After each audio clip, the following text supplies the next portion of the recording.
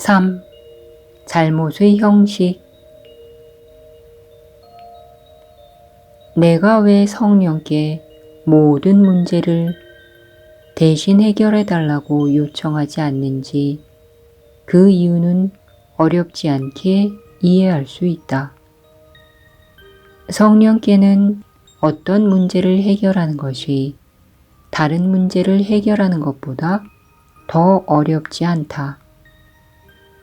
성령은 모든 문제를 정확히 똑같은 관점에서 똑같은 접근법으로 해결하기에 그것들은 모두 똑같다고 본다.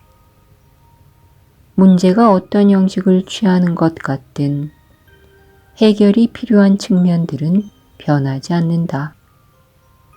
한 문제가 여러 형식으로 나타날 수 있으며 그 문제가 지속되는 한 그럴 것이다.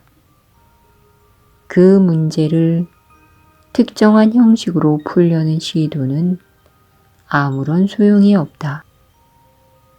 문제는 거듭거듭 재발할 것이다. 문제가 영원히 답해져서 어떤 형식으로도 다시 발생하지 않을 때까지 말이다.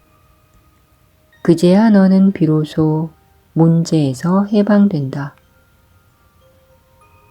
성령은 내가 가졌다고 생각하는 모든 문제에서 너를 해방시킨다. 성령께는 그 모든 문제가 똑같다. 각각의 문제는 그 형식과는 상관없이 내가 얻으려면 누군가는 상실과 희생을 겪어야 한다는 요구일 뿐이기 때문이다. 상황을 제대로 다루어서 그 누구도 잃지 않게 되었을 때 문제는 사라진다.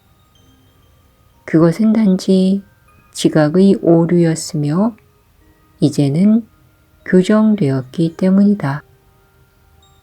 성령이 볼 때 다른 실수들보다 진리로 가져오기가 더 어려운 실수란 없다. 실수라고 하는 것은 단 하나뿐이기 때문이다.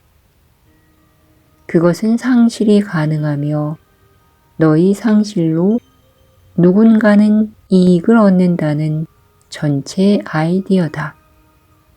만약 이것이 참이라면 하느님은 불공평하시고 죄가 가능하며 공격에는 정당한 근거가 있고 복수는 공평할 것이다.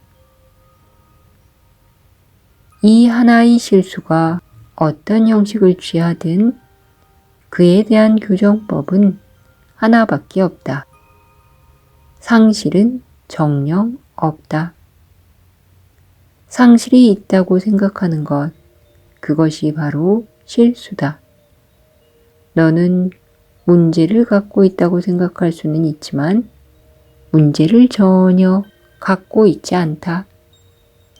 하지만 문제들이 크기나 복잡성, 장소나 시간, 내가 지각하기에 그것들을 서로 다르게 만드는 그 어떤 속성과도 상관없이 하나씩 사라지는 것을 본다면 문제를 갖고 있다고 생각할 수는 없을 것이다. 너희 눈에 보이는 것들에게 내가 부과하는 한계들이 어떤 식으로든 하느님을 제한할 수 있다고 생각하지 말라. 정의의 기적은 모든 잘못을 교정할 수 있다. 각각의 문제는 단지 하나의 잘못이다. 그것은 하느님의 아들에게 정의롭지 못한 것들을 행하며 따라서 참이 아니다. 성령은 정의롭지 못한 것들을 크거나 작거나 더 많거나 더 적다고 평가하지 않는다. 성령은 그것들에 아무런 속성도 없다고 본다. 그것들은 하느님의 아들이 불필요하게 고통받고 있는 실수에 불과하다. 따라서 성령은 가시와 못을 빼버린다.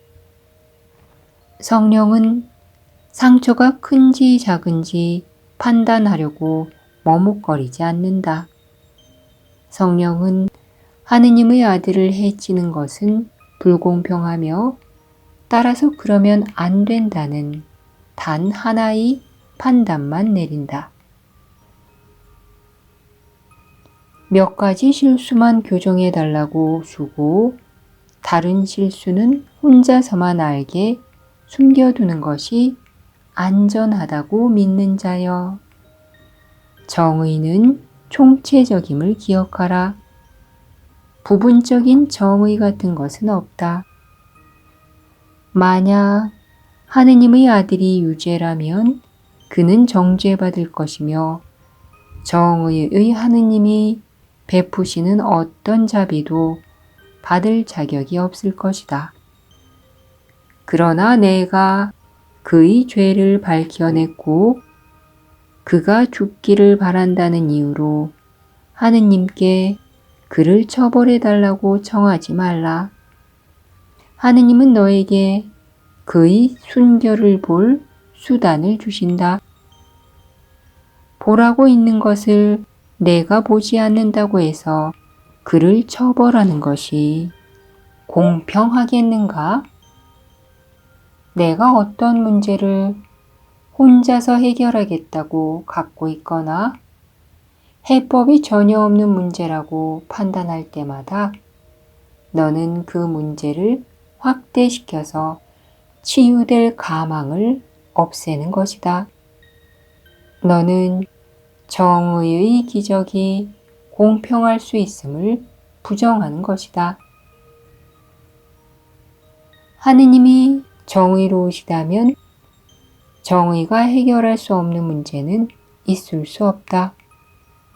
그러나 너는 정의롭지 못한 것들 중에 어떤 것은 공평하고 선하며 너 자신을 지키기 위해 필요하다고 믿는다.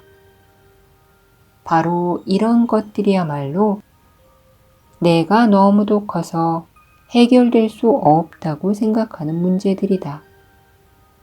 너는 어떤 사람들은 상실을 겪기를 바라며 그 누구도 희생해서 완전히 보호되기를 바라지 않는다.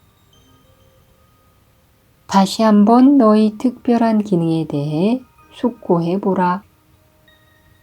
너에게 한 사람이 주어져 있는데 너는 그의 내면에서 그의 완벽한 죄 없음을 보게 될 것이다. 너는 그가 상실을 겪기를 뜻할 수 없을 것이며 따라서 그에게 어떤 희생도 요구하지 않을 것이다. 내가 요청하는 정의의 기적은 그에게 찾아올 것이듯 확실하게 너에게도 찾아올 것이다. 성령은 모든 이가 그 기적을 받기 전에는 결코 만족하지 않을 것이다. 내가 성령께 드리는 것은 정녕 모든 이의 것이며 내가 그것을 드림으로써 성령은 모든 이가 그것을 똑같이 받도록 보장할 수 있다. 그렇다면 내가 모든 문제에 대한 교정을 기꺼이 받으려 할 때 얼마나 큰 해방이 찾아올지 생각해 보라. 그럴 때 너는 어떤 형식의 고통이든 원하지 않을 것이며 따라서 단 하나의 문제도 간직하지 않을 것이다. 너는 성령의 부드러운 눈길 앞에서 작은 상처들이 하나씩 아무는 것을 볼 것이다.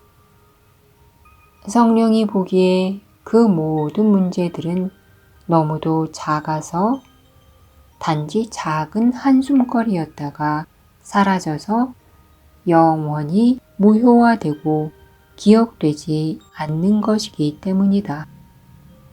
전에는 특별한 문제, 해결책이 없는 실수, 치료법이 없는 고통이었던 것이 보편적인 축복으로 변형되었다. 희생은 사라졌다. 바로 그 자리에서 하느님의 사랑이 기억에 떠올라 희생과 상실에 대한 모든 기억을 비춰 물리칠 것이다. 정의를 두려워하는 대신에 사랑하게 되기 전에는 하느님을 기억할 수 없다.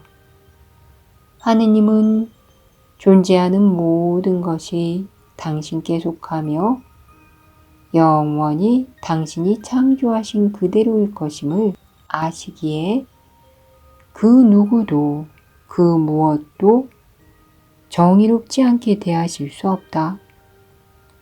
하느님이 사랑하시는 모든 것은 죄가 없으며 공격이 미치지 못하는 곳에 있다.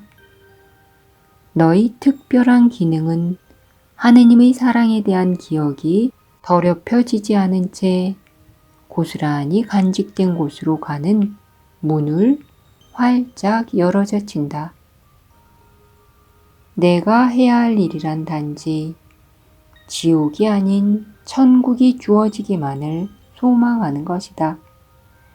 그러면 그 문을 철통같이 걸어 잠근 듯한 빗장과 방벽이 전부 부서져 사라질 것이다. 아버지가 너를 완벽한 사랑으로 창조하실 때 주신 것보다 덜한 것을 내가 주거나 받는 것은 아버지의 뜻이 아니기 때문이다.